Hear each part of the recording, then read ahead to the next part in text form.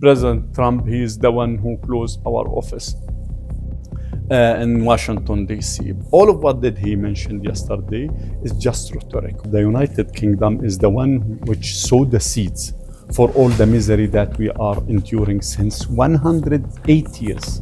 Not only 100 years. November 2nd, 1917, the United Kingdom issued the notorious, despicable, ominous Balfour Declaration. What is unfolding in Gaza is the crisis of humanity. The leader of this peaceful resistance, or our Gandhi virgin, is the current president, His Excellency President Mahmoud Abbas.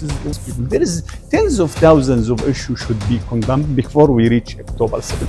Then when it came to October 7th, what about October 6th, October 8th, October 9th? Do you want just me to condemn one part of the story? Vast majority of the Western media is completely biased and completely used to spread the Israeli narrative that they did not want to assassinate Anas because they accused him of being terrorist or Hamas. They assassinate him with others because they want to stifle the voice of the Palestinian journalists.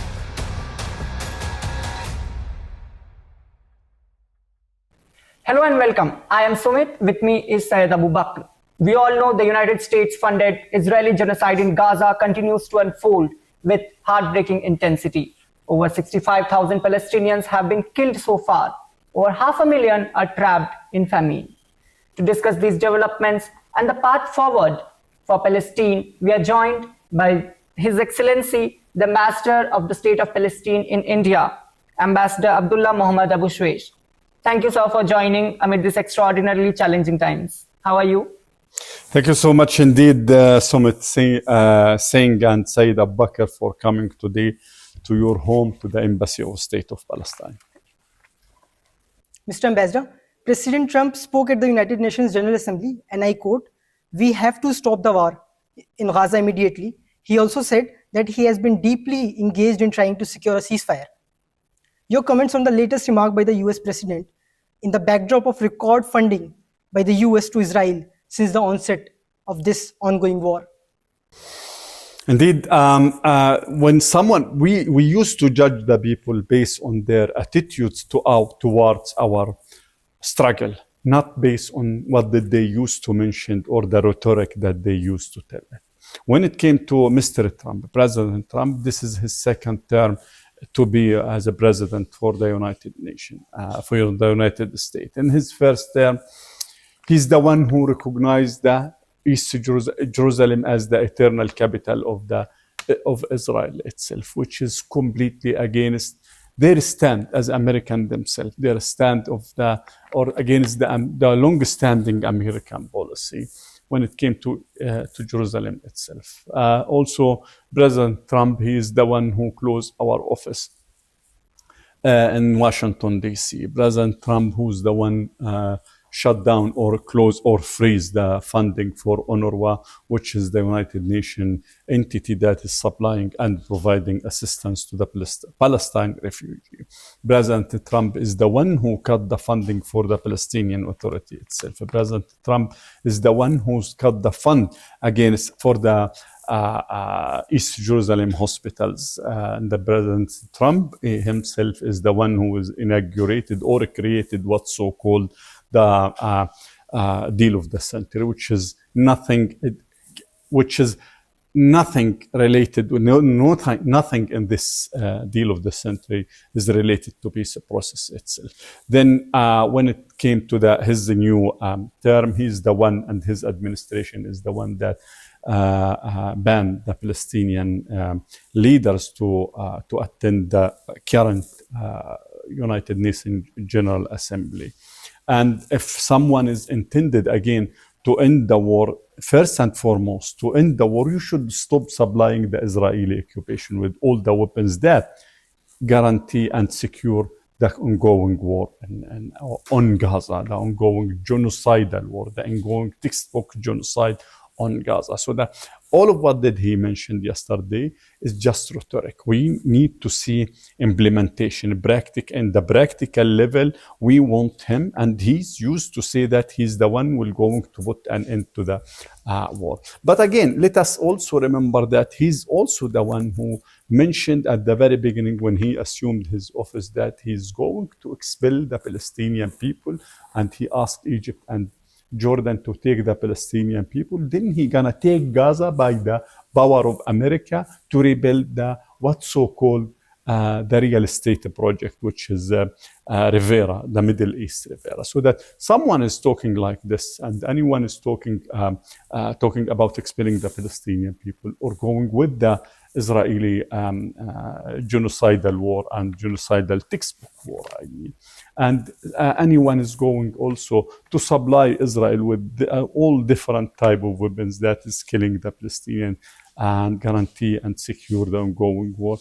He cannot talk about peace as long as he is doing all of these devastating acts. Ambassador, France, the United Kingdom, Canada, Australia, and several other smaller European nations have recognized Palestine as a state. Your country is now recognized as a sovereign nation by 157 UN member states, which represent a whopping 81 members. Regarding the recent wave of recognition, as you call it, how exactly does it help the beleaguered Palestinians? And do you think it will change anything in the course of the ongoing war? This is a very deep and very important question. Indeed, just 1 week ago, before the new wave of tsunami wave of recognition of the state of Palestine, we had 149 country, 149 state, which is acknowledging the right of the Palestinian people to self-determination and also recognizing the state of Palestine. I'm very proud to serve in the country that, India, I mean, the Republic of India, the country that was the very first one to recognize the state of Palestine, which is not a non-Arab and non-Muslim country. When it came again, there is a new wave of country which has recognized the state of Palestine. It's a very, very important step. This is those new countries, or those Western countries in particular, which is used to be the iron shield or the iron dome for Israel itself, for Israel as a state. I will not going to say the Israeli occupation, but Israel as a state. Those Western countries used to be the very strong supporter to it long time ago. Let us just remember that France is the one that helped Israel and supported Israel at the early 1950s to have nuclear weapons in the Middle East, the first country to have nuclear weapons in the Middle East. What did the recent move is? Why did the recent move is very important? Because we are talking now 4 out of 5 permanent member of the Security Council whom have the veto powers recognizing the state of Palestine. This means that Israel and the United States itself now became as a completely isolated when it came to the international arena. This is very important. But again, we used to say in economic or the economic theory have a very important principle, which is says necessary but not sufficient. This move is very necessary, but before this move, there was 149 country which is recognizing the state of Palestine. This move is necessary but not sufficient. To make it very sufficient, we should remember that the Western country imposed approximately between 28,000 to 30,000 different type of sanctions against Russia. This is what this gave the multilateral, this gave the rhetoric of the Western country, this gave it a nails and teeth to implement its decision. Now, when it came to Israel, unfortunately, the Western country and the international community in general is still treating Israel as the spoily, grumpy teenager.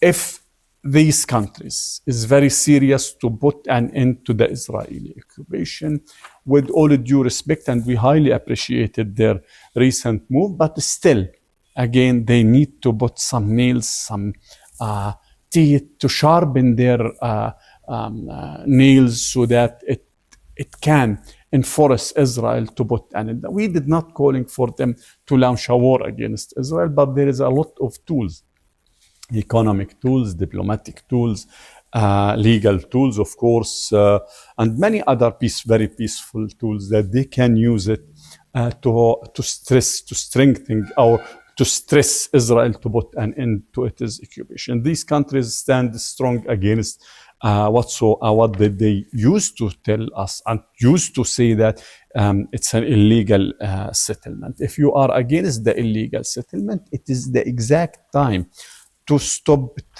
trading with the settlement. You cannot say that I am against the settlement, the illegal Israeli settlement, then all the products that came from the settlement is flooding your shelf in Europe, for example. You cannot say that I am against the Israeli settlement and the settlers, whom is ambassador of Israel, is settlers and illegally living in the occupied West Bank. So that these type of tools, these type of very peaceful tools, if they utilize it as the Western country, and of course as the international community in general, they can enforce Israel to put an end to its occupation. But as long as we are talking just we are implementing resolution without putting again without enforce Israel to abide by these resolutions, Israel will continue its occupation and no one can stop it. Mr. Ambassador, the UK's decision to formally recognize Palestinian State comes after 100 years of the Balfour Declaration, which backed, and I quote, the establishment in Palestine of a national home for Jewish people, and 77 years after the creation of Israel in the British Mandate of Palestine. How do you see this development? You shed light in the essence of the problem that we are facing because I used to say, and I will continue to say, that the United Kingdom is the one which sowed the seeds for all the misery that we are enduring since 108 years.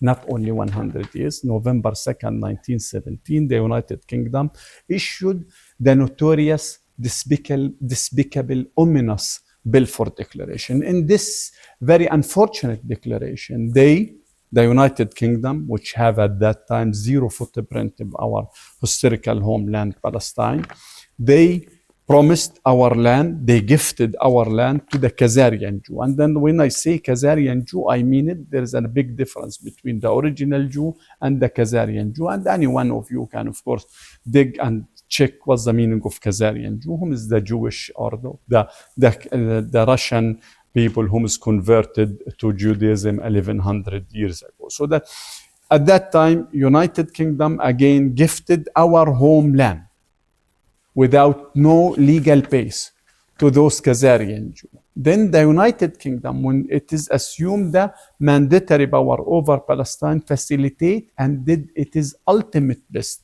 to facilitate the militarization of the Jewish terrorist gangs. And when I say Jewish terrorist gangs, this is the exact name that they used to call them at that time. And meanwhile, United Kingdom, because history is very important, when we went to tackle the current move of the United Kingdom, of course, with all due respect, we should at least shed light a little bit about on the history itself. So that at that time, mid-1930s, late 1920s, 30s, and up to 1940s, United Kingdom used to hang the Palestinian people for having one bullet, while the Israeli military, the Israeli terrorist Jewish gangs used to be militarized to the teeth and with the full support and the turning a blind eye by the mandatory power, United Kingdom.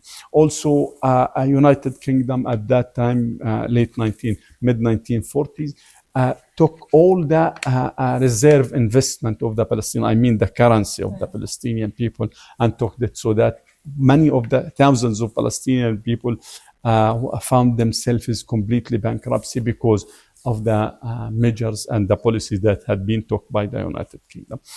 But again, United Kingdom came just 2 days ago to recognize the state of Palestine, which we highly appreciated it, and we are welcoming this move, and we believe that this is part of their correction, the big mistake that they conducted it, if not to call it a crime under the international law, but the big mistake, and they conducted it against the Palestinian people. But again, back to your very important part of your question, whether this is enough. Again, this is rhetoric. This is theoretical level. To make it a practical level, they should move United Kingdom and the other, of course, European country in particular, and in the international community at large. They should move a step forward to take a practical steps. Practical steps mean that, again, to stop trading with the what did they use and what it is really the main obstacle for the two-state solution and the peace, which is the settlement itself. They should start taking at the practical level, some very important steps to put an end to the trade, to the communication, to all of this stuff with the Israeli illegal settlement. This is one of the steps, that very peaceful steps that they can take it to put an end to the Israeli occupation at large. Palestinian death toll has surpassed 65,000 in Gaza.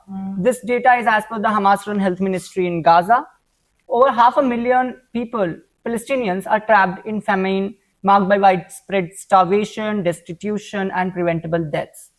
How would you describe the current situation of the Palestinians, both living in Gaza and in the West Bank? And if you would like to talk about the aid that they're receiving or not receiving.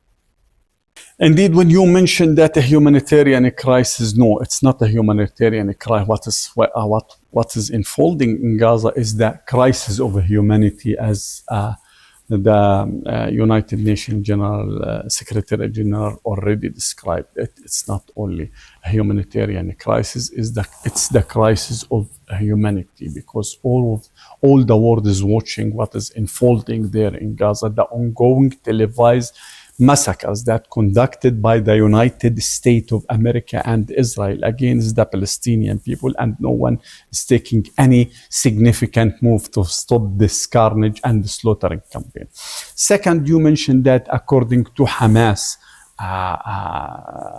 health ministry in Gaza. No, this is the fact, that not Hamas. This is the fact also the United Nations. This is the fact that all the human rights watchdog which is working in Gaza. This is the fact that even many of the Israeli human watchdog used to talk about it. When we talk about 65 plus thousand Palestinian, we have the names. It's not X or Y whom is talking about the numbers. We have the names of those.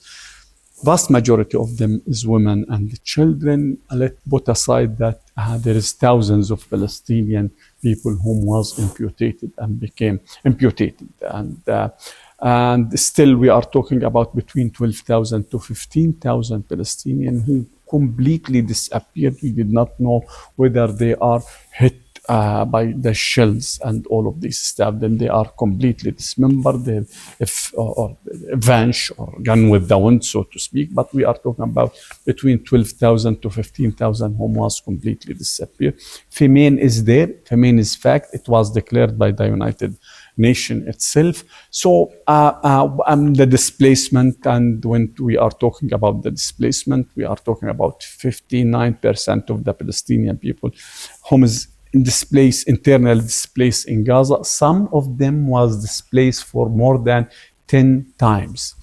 This is the devastating situation that we are facing. Just to name a few, all of this is just to name a few, but this is what we know so far. But what we did not know yet, we need, of course, many good time after the war to come to it, to know what exactly happened in Gaza, what is the different type of weapons that have been used in Gaza. Is there any chemical weapons? And there is a lot of evidence that there is a chemical weapons that used in Gaza? Is it prohibited weapons? Yes, it seems that there is a lot of weapons that had already prohibited with weapons according to the international law and already used in Gaza. So we need time after the war to have time, and of course we need specialized people, specialized entities like the United Nations to come to investigate and to tell us what exactly happened in Gaza during the last 7 in row. I'm talking about just today, 716 days of the continuous massacres and the continuous United States of America and Israeli war on Gaza.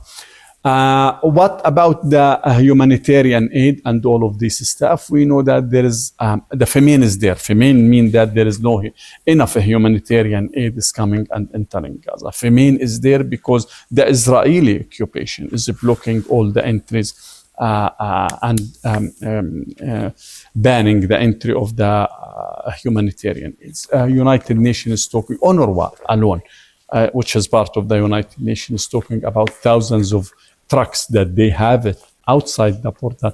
Just they are waiting the Israeli permission, which to take it to Gaza and to flood Gaza with all of these humanitarian issue. But again, yes, the humanitarian situation is very devastating. We know some information about this issue, but still many information is to come after the war to come to its end. In a post-colonial world, how do you describe the modern form of colonialism faced by Palestinians in terms of land occupation, oppression, and resource exploitation? And how do you see Western support accelerating the situation?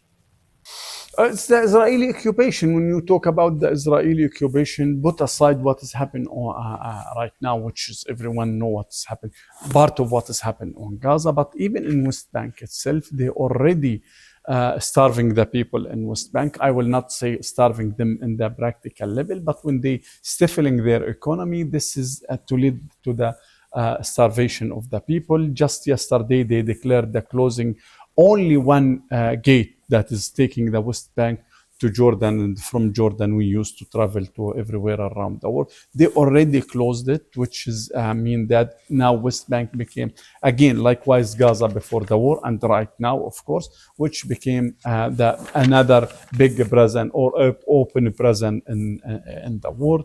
West Bank we are talking about more than 900 to 1,000 gates they use with a key that is blocking the transportation among the cities and within even the cities, within the villages, among the villages, between the villages. We are talking about hundreds of checkpoints. We are talking about in a daily base tens of attacks at the hands of the terrorist Israeli Jewish settlers that the Palestinian people enduring it in the villages.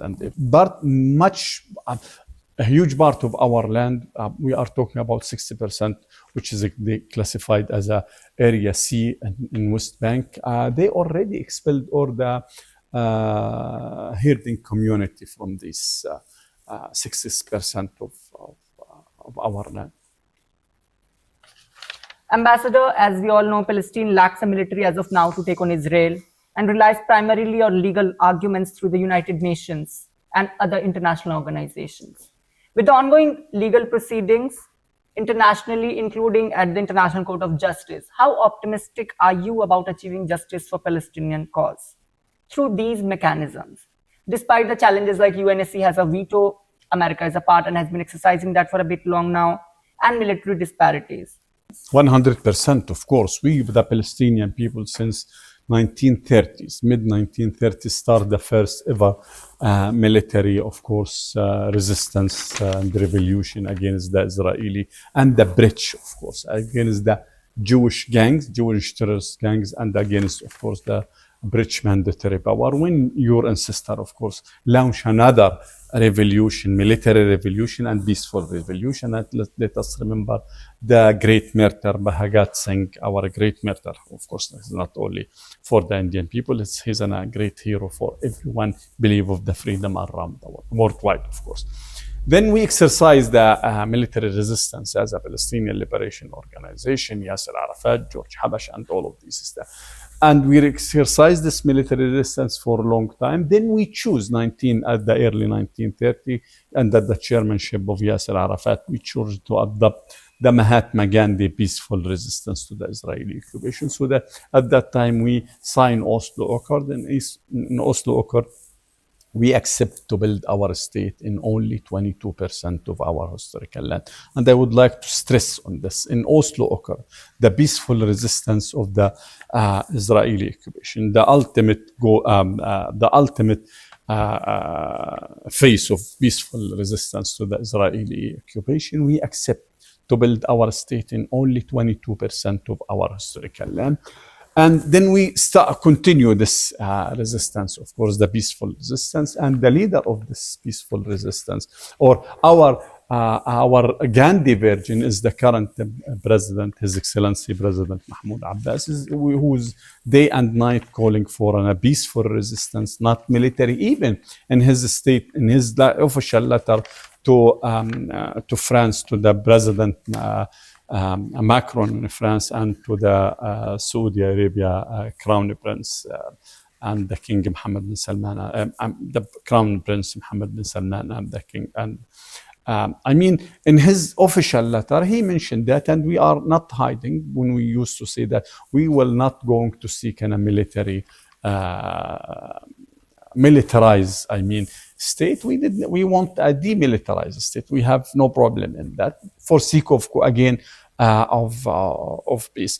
But whether we are trust this path will give us, by the end of the day, our freedom, it's yours. As Indian people, if you ask anyone mid-1930, early 1940, whether Mahatma Gandhi method of work that he used it against the British colonization will liberate the people, many of you, or many of your ancestors at that time, did not believe that he will succeed. And so that, again, Bhagat Singh and his colleagues was launching a military revolution because they did not believe of his path towards the freedom. But by the end of the day, he was succeeded to liberate India. And we, in our case, yes, we will succeed by the very peaceful resistance movement, just the very peaceful resistance movement, to bring another dozen of Western country to recognize the state of Palestine. The peaceful resistance movement, the belief of the international law, converted the current Israeli prime minister to be other international tools, so that he is wanted man. Now he became wanted because our peaceful resolution. He's a criminal wanted a criminal man because our very peaceful resistant movement, and because, of course, what did he conduct? Much of the war crimes that he conducted with many other Israeli leaders. Mr. Ambassador, how effective has the Organization of Islamic Cooperation been in advocating for Palestine? How do you assess the diplomatic and economic relations of Muslim majority countries like Saudi Arabia and the UAE with the Israel and US? Also, do you believe these nations have prioritized such alliances over stronger support for Palestinian statehood and rights? Indeed, this is the question that I used to say that we should not frame.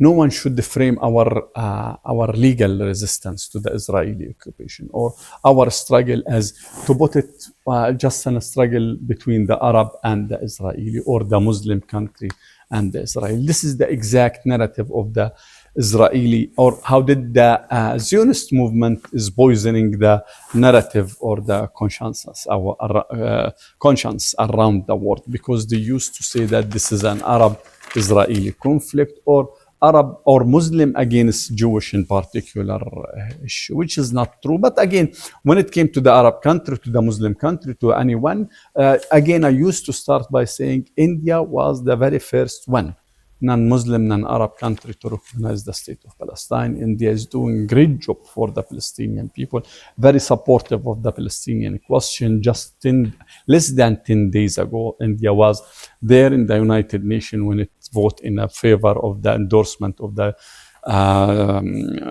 New York Declaration for the Two-State Solution. India is supporting the UNRWA, which is the UN entity that is dealing with the handling the issue of the refugee, the Palestinian refugee. India is supporting the UNRWA with $5 million each year, so that we cannot just corner the Palestinian struggle on the hand of the Muslim or Arab. If you take a look to what has happened right now in United Kingdom, millions is storming the streets to demonstrate against the Israeli occupation, to demonstrate for the Palestinian, to support the Palestinian struggle. In Italy, everywhere in the Western country is there. In Australia also, we watched just a few weeks ago, millions of people stormed and went out on the street to support the Palestinian question. Again, I prefer, and we prefer as a Palestinian all the time to say that this is a global struggle. This is not, we cannot corner it at the hands of the Muslim or the Arab people alone. Ambassador, before we delve into a discussion on India and Palestine relations, you mentioned about peaceful resistance movement that the PLA has been carrying out for years. Although, on the contrary, many believe that what's transpiring in Gaza as of now, which is being termed as a genocide, many believe and they argue that what's happening and transpiring in Gaza as of today is a result of what Hamas did. I have two questions. Do you condemn it, and do you think that your peaceful movement has been hampered by this attack? No, it's three. You are talking about three pillars of the question. They're gonna tackle all the three pillars. The issue is whether what is happening in Gaza is because of Hamas. The question is before what did Hamas conducted? Did the Palestinian used to be killed at the hand of the Israeli military force? Yes. Hamas is born after 20 years of the Israeli occupation. Hamas is born after 39 years of the expelling of the Palestinian people and the ethnic cleansing that we are enduring in 1948. So that no one, you cannot, this is the school of thought that the Zionist movement is trying to tell us, that all of the issue is because of the October 7th attack. The question is, if we want to analyze it from the lens of the Israeli or the Jewish, the Israeli and the Zionist movement, we will going to focus on October 7th, and this is not true. Any rational school of thought is talking about, if you want to handle any question, any problem, you should dig to the root of it.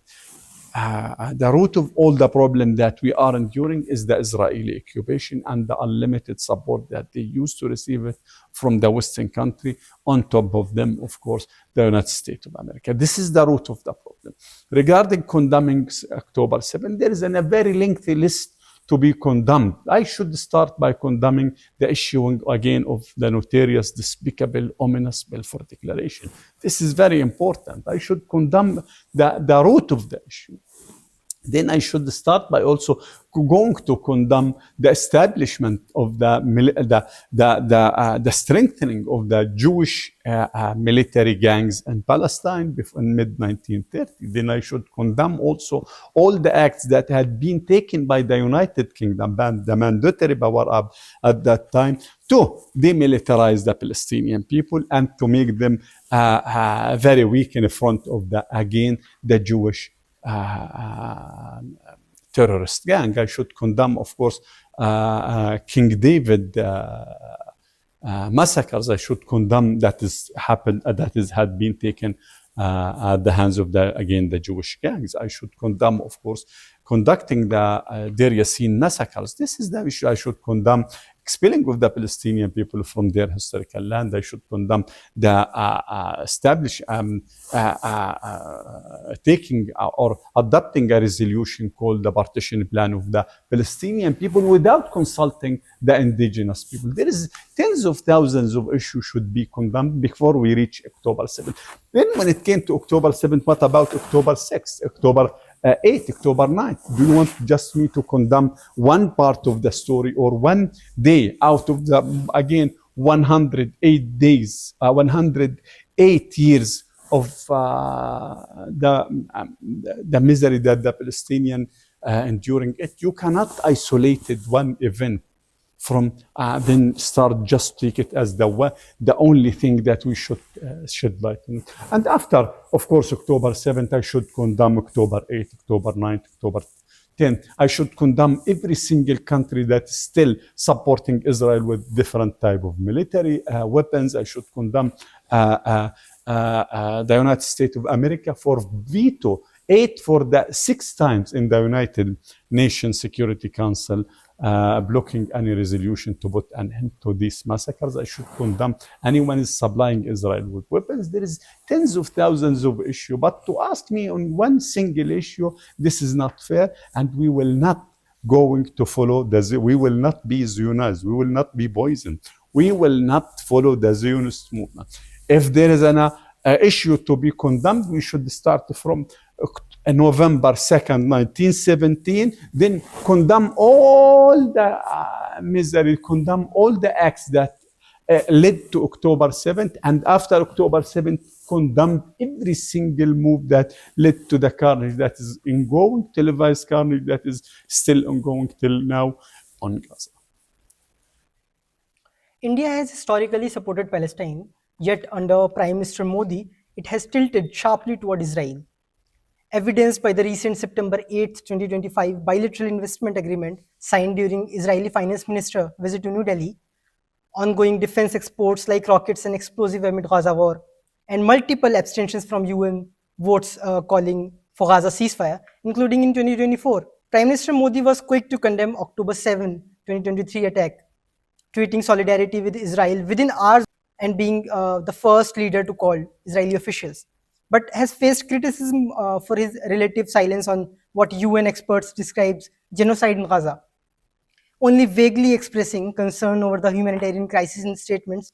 How do you, as Palestinian ambassador, perceive this pro-Israel shift and its impact on Palestinian rights, especially amid fears of large-scale displacement in Gaza and in the West Bank?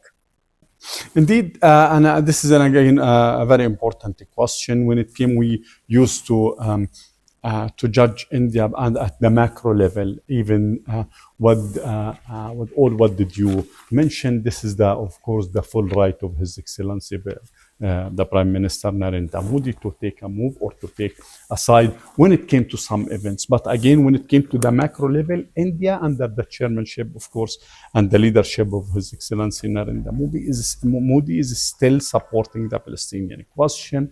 Again, India, under the chairmanship and the leadership of His Excellency Narendra Modi, is still paying $5 million each year for UNRWA.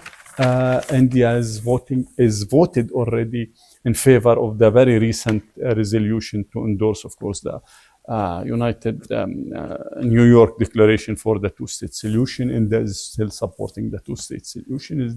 Is have a lot of projects on ground in Palestine. And we are pretty sure that if the war itself come to it is in tomorrow, India, under the chairmanship and the leadership of His Excellency the Prime Minister of Narendra Modi, will be there in Gaza and will do a great job for the Palestinians.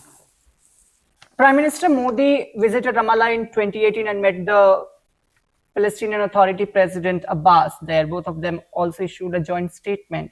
Have you had the opportunity of meeting Indian Prime Minister Modi? And if not, if you will meet him, what will you discuss him and what would you like to appeal to him? No, indeed, yes, I know what you are talking about it, but also last year, on the eve of the 79 UNGA, United Nations General Assembly, which is convened in New York, His Excellency, of course, Prime Minister Narendra Modi had a meeting with His Excellency President Abbas. Unfortunately, my wife was the one who was interpreting between both of them from English to Arabic and vice versa. The issue is, and I met him personally in one of the occasion when I came here. Of course, I was very close to him. But if I will going to meet him, of course I will go, because I listened to him carefully during his speech when he delivered it on the occasion of the liberation of India 1 month ago, because he mentioned a lot of things regarding the sustainable development and India economic, and I was very proud to listen to him. And I am economist, so that the vast majority of the issue that he mentioned at his approximately 2-hour speech was very key to me, because I'm an economist. But if I have the chance, of course, to communicate with him, I will first and foremost extend the Palestinian people many thanks to him and to India through him, of course, for their tremendous support, and I mean it, tremendous support and continuous support to the Palestinian people and to the Palestinian question. Then, of course, if I will going to meet him, I will discuss with him many issues, and of course, all of these issues will be related to the Palestinian question. But again, if I will meet with him, we have a lot of relative advantage as a Palestinian people. The literacy rate in Palestine is 97%. We are well expert in many fields. Likewise, you, the Indian people. When it came to the agriculture, we are well expert people in the agriculture. When it came to the agriculture, the first ever institution to educate the Palestinian for agriculture issue was established in 1936 in Palestine. So that we have our tradition, we have our relative advantage, especially when it came to the, for example,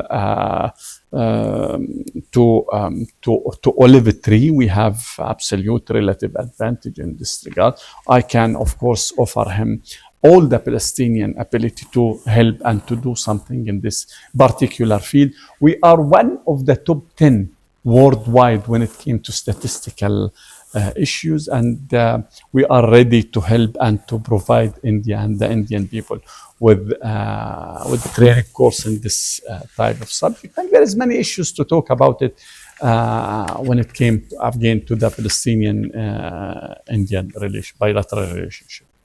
Mr. Ambassador, Indian news channels have been criticized for biased coverage, amplifying Israeli narratives, spreading anti-Palestinian disinformation, and downplaying what UN experts call genocide in Gaza. How do you view this media bias, and how does it undermine India's historical support for Palestine? Yes, which is very important. Again, I thank you for your very clever question, of course. But again, when it came to the new generation, it's not only in India. Many around the world has been poisoning, and I used to say that the global consensus had been zionized. So we used to say, stop zionizing the people. And the narrative that is spread among the new generation, many places, I will not go to just to say X or Y, that it's only October 7th and everything came from October 7th. And this is not the truth. This is because the media, the Western media, which is covered the unfortunate situation. Of course, we are completely, totally against October 7th as a Palestinian national authority, as a Palestinian official. We are not in agreement, but we have, of course, our school of thought that is saying this is because it's not isolated event. So that when it came to the media itself, the Western media, which is vast majority of the Western media, is completely biased and completely used to spread the Israeli narrative. And this, of course, affected many generations around. But anyhow, it's fair to each one of you as a very young people or very young generation to have his opinion. But to have your opinion, to stand with or against the Palestinian people, at least you need to listen to the Palestinian people. But to take a stand because someone told you that those people is monster people, terrorists, and all of this stuff, it's not fair. Give us the chance to tell you our story. Then bring all of your question as a new generation. We are here open to everyone, to welcome everyone, to listen to everyone, and to give them at least our opinion of what is happening a long time ago in Palestine, our opinion regarding October 7th and after October 7th. Then you can judge us upon what did we used to, what we will going to tell you. Not, you cannot, it's not fair to judge us because someone told you about the Palestinian and someone intentionally connected the real misery of the Indian people, the real suffering of the Indian people. I mean, I will not go to specify the real suffer of the entire Indian people with the resistance of the Israeli occupation. It's not fair, not only for us, but for you as Indian. You cannot compare your moral army with the criminal army, the Israeli criminal army. And they used to say that Israel is occupying power. Are you occupying power? You are not occupying power. So you should not compare what is happening in India, what is the Indian people enduring to with what the Israeli doing to the Palestinian people. Ambassador, you talked about the bias of international media. Well, of course, we have journalists quitting and resigning from BBC and other international outlets, alleging bias of their respective media organizations. But there have been organizations which have lost journalists covering the war in Gaza. Over 270 journalists have been killed so far since the onset of the war. The recent attack on journalists also got Israel widespread condemnation. Do you think that it's an added layer of development that moved the world globally to kind of sympathize towards the cause of Palestine? Israel, and before Israel, the Jewish military, Jewish terrorist gangs has a long experience of killing the journalists. The first ever murder of the journalist was a Jewish man called Ben Dahan in 1924. The Jewish gangs killed a Jewish man, journalist, because he was stand against their project, the Zionist project. This is very important piece of information. No one knows. Then, and of course, we should remember Shireen Abu Aqle, which was assassinated, deliberately assassinated and slain in the daylight in front of the cameras, the international cameras, just to hide her voice. Shireen was one of the very brilliant, one of the sharp Palestinian voice to tell the world the truth itself about what happened in West Bank. When we talk about the journalists in Gaza, just let us tackle one of those journalists, Anas al-Sharif, who was assassinated 1 month ago. Anas was there in the street day and night, baruting the streets, telling the story of the Palestinian people, moving in the street. But they did not assassinated him alone. They assassinated him alongside another 5 of his colleagues. This is the very important proof that they did not want to assassinate Anas because they accused him of being terrorist or Hamas. They assassinate him with others because they want to stifle the voice of the Palestinian journalists. Israel have a very long history of stifling the truth and hiding the truth. So that killing the Palestinian, targeting the Palestinian journalists is a deliberate Israeli policy to blind the world eyes about what happened and what happened in Gaza right now. Mr. Ambassador, we are ending this interview on a personal question. Please tell, as someone born in a refugee camp in Gaza, how has your personal background shaped your diplomatic role? I born in a refugee camp, and fortunately or unfortunately, I born to a father who was expelled from his original village, and he was very young at that time. But my grandfather and all of my family, whom in the age of my father, and I mean my relative, whom in the age in my father and my grandfather, was telling us day and night about our story. My village called Barga, I know it, while I did not visit it, but I know it because they describe every single piece of sand in Barga, every single tree. I can imagine what happened to us, what did we used to have. Until today, I still have our original key to our home, our title deeds, the official paper that we are on this paper, this land, we still have it, and I still have it, of course. Likewise, all the Palestinian people.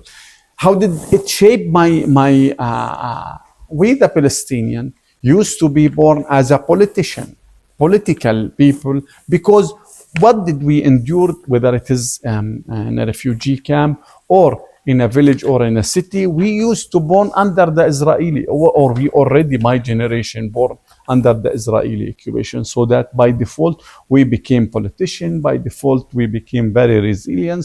But also by default, we became very optimistic, because I personally, again, born in a refugee camp, and without a daily nutrition supply that I used to have to eat it, to take it from the UNRWA, the United Nations entity, I will not be even alive till today, or exist, or healthy till today. Thanks God, of course, because our situation was very miserable situation at that time.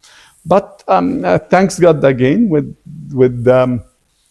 with the beliefs that we are on the right side of the history, I am here today in front of you, talking to the Indian people, to the Indian media, of course, the new journalists, and to the Indian people, as ambassador of State of Palestine.